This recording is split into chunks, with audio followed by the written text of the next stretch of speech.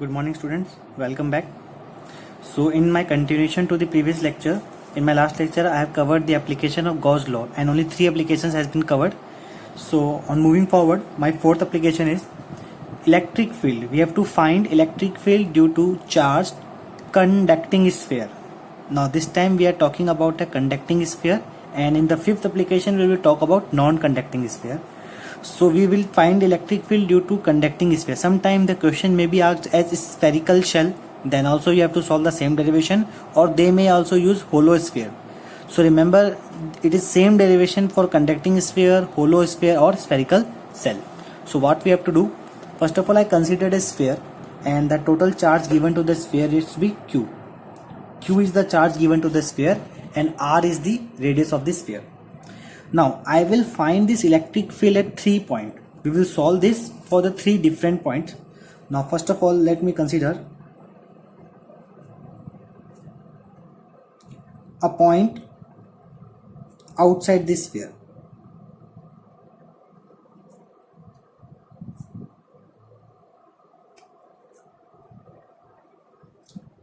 A point outside the sphere. So we have to just take a point. Let P is the point. P is the point outside the sphere, and at this point we have to find electric field. Let this distance is be R. So first of all we have to enclose the sphere. So for that we just draw a Gaussian surface. So let's just draw a Gaussian surface. So I have considered a Gaussian surface from this point P. Now as our earlier approach, first of all we will find out the electric flux. Electric flux is integration of vector E dot dA. So you can just take any small area. We can just take a suppose area, this small area.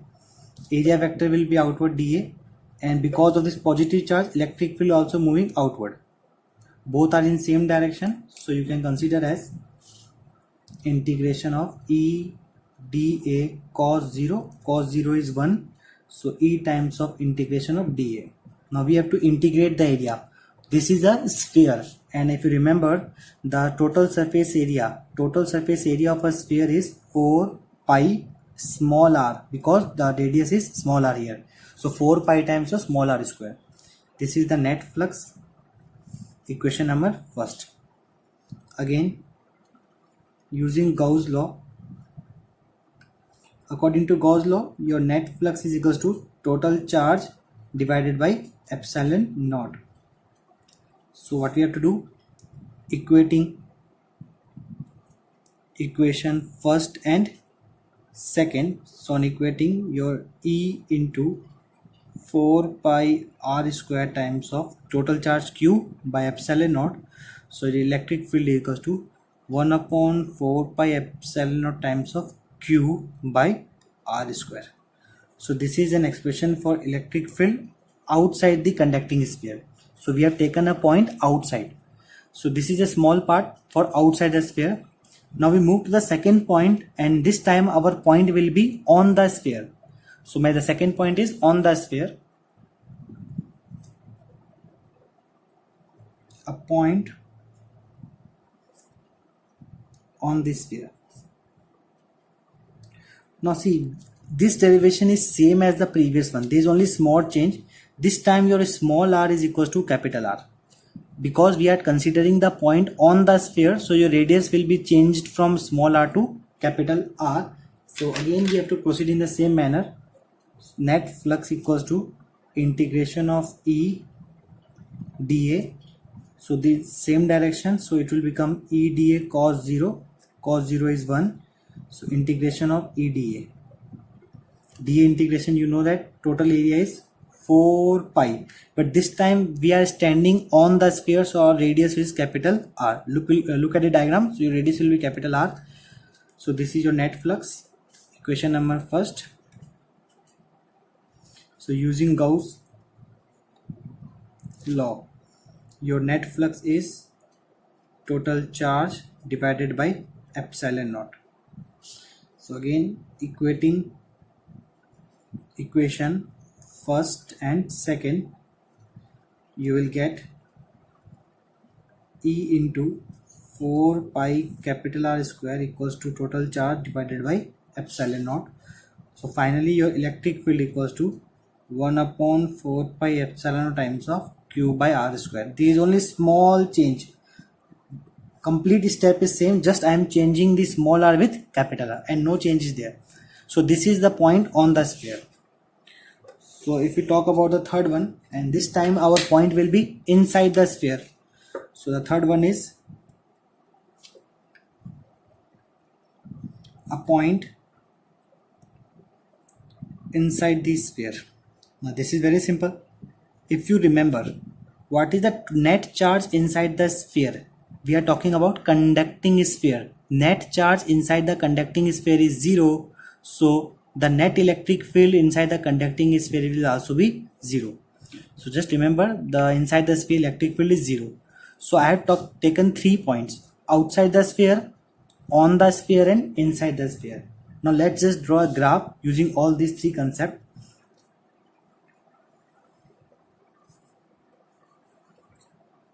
This is distance versus electric field. Suppose this is the center of the sphere. If you remember, at the center of the sphere electric field is 0. So at the center of the sphere, electric field is 0. So let this electric field be 0. And capital R means we are standing on the sphere, and we know that on the sphere electric field is maximum. So at this point your electric field is maximum. This is at the capital R, your electric field is equals to 1 upon 4 pi epsilon naught Q by R square. This is the electric field maximum. And as the value of R increases, your electric field decreases, because electric field is inversely related to 1 by R square. So at the center electric field is 0, at the surface electric field is maximum, and as we move away from the surface your electric field again decreases. So this is the variation of electric field for a conducting sphere. Now let's move to the last application. So our next application is electric field due to non-conducting sphere. So similarly, I considered a non-conducting sphere. Now look at carefully. In non-conducting sphere, charge will present on the sphere as well as inside the sphere.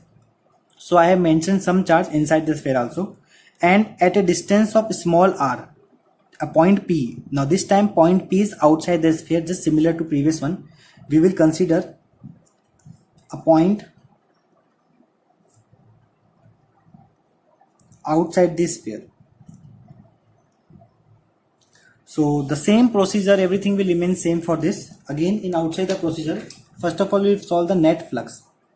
So net flux will be integration of vector E dot dA.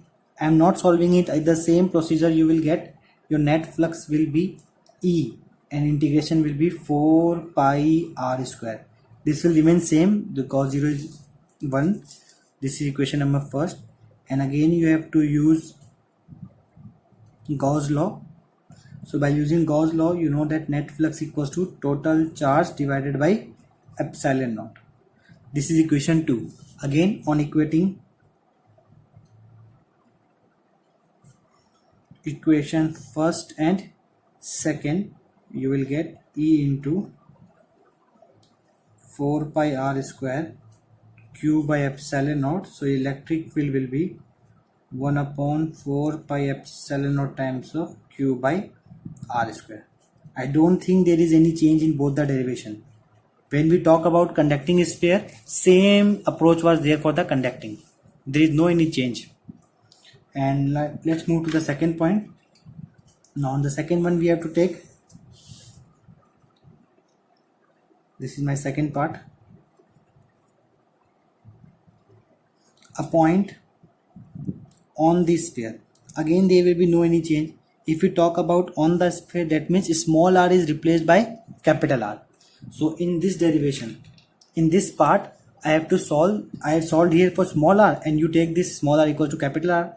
So again your net flux is E into 4 pi capital R square, and using Gauss law your net flux is total charge divided by epsilon naught. Equation number first, equation number second. So again, on equating equation first and second, so E into 4 pi capital R square Q by epsilon naught. So the electric field is 1 upon 4 pi epsilon naught Q by R square. So when we are standing outside the sphere, distance is small r. When we are standing on the sphere, the distance is capital R, which is the radius of the sphere. So let's move to the third point, which is very important, inside the sphere. Now this time inside the sphere, charge is not zero. So approach will be a little different. So my third one is a point inside the sphere. Now look it carefully. Let me draw the diagram for it again. Now suppose this was the non-conducting sphere of radius capital R. Some charge was present on the sphere and some charge was present inside the sphere. So we have to take a Gaussian surface. Now at a distance of small r, suppose this is point P. Now here this time the point P is inside the sphere, and considering this point I have just drawn a Gaussian sphere. So this dotted line represents the Gaussian sphere. Now what I have to do, I have to first calculate the charge which is present inside this Gaussian sphere.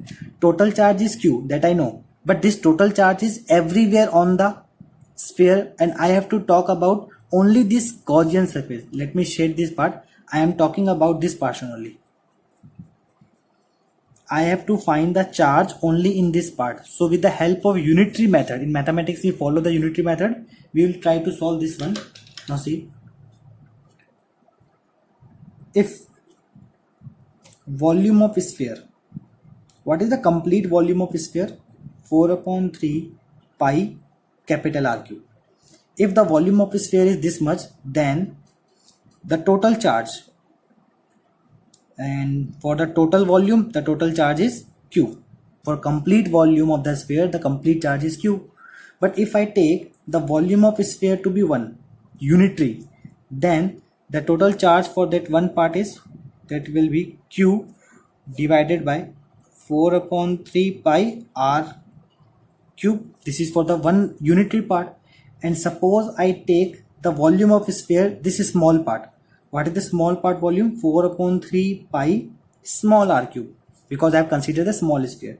At this case, the charge will be, so this was for unitary. Now this time we multiply this factor.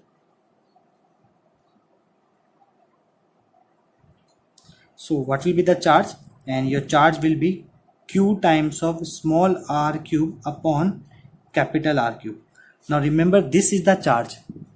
This is the charge present inside this is Gaussian sphere, not total sphere, Gaussian sphere.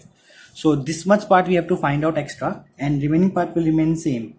Now as we know, your net flux equals to integration of EdA. So E times of integration of dA. Again area, the Gaussian surface area is spherical, so it is 4 pi r square. So this is your net flux, equation number first, and using Gauss law.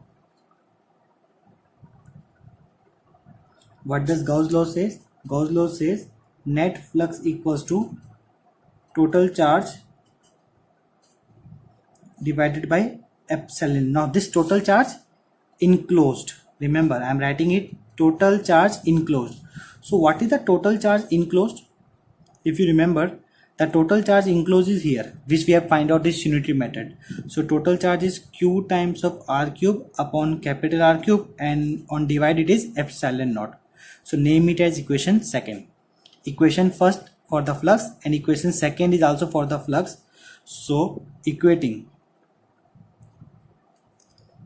equation first and second. If we equate equation first and second, your E times of 4 pi r square equals to Q times of r cube upon capital R cube. So from r square this r cube is cancelled out and you will get E equals to Q times of r upon 4 pi r cube. So look it carefully. So here electric field is Q times of small r upon capital R cube. This is the formula for the electric field inside the sphere. Now see it very carefully. Inside the sphere, electric field increases with increase in R. Means there is direct relation between E and R inside the sphere. And let's draw the graph which represent all these three equation pattern.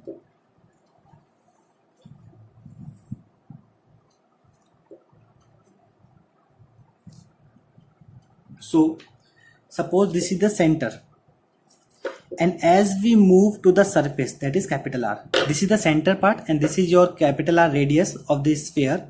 Now as we move, means as we move inside, so with increase in this R, electric field increases. Means as the value of R increases, electric field also first keeps on increasing.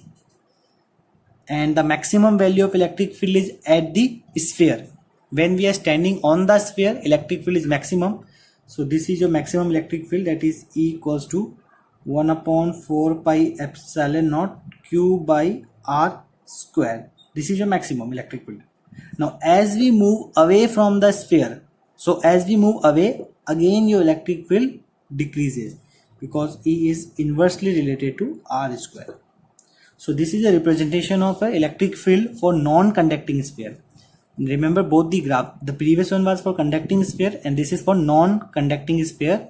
Only this extra part is here, which representing E proportional to R from this expression. So here is the completion of this application of Gauss law. I hope you will get it clear. So ending this lecture, and we have just completed the second chapter of electrostatic. As we are told, electrostatic consists of 3 chapters. So first chapter was completed in electric field, and in this chapter I have completed Gauss law and electric flux. So from next lecture I will get to my third part of the electrostatic, that is electric potential and capacitance. So just go through this topic very carefully and just make the notes of this application of Gauss law specially. Thank you.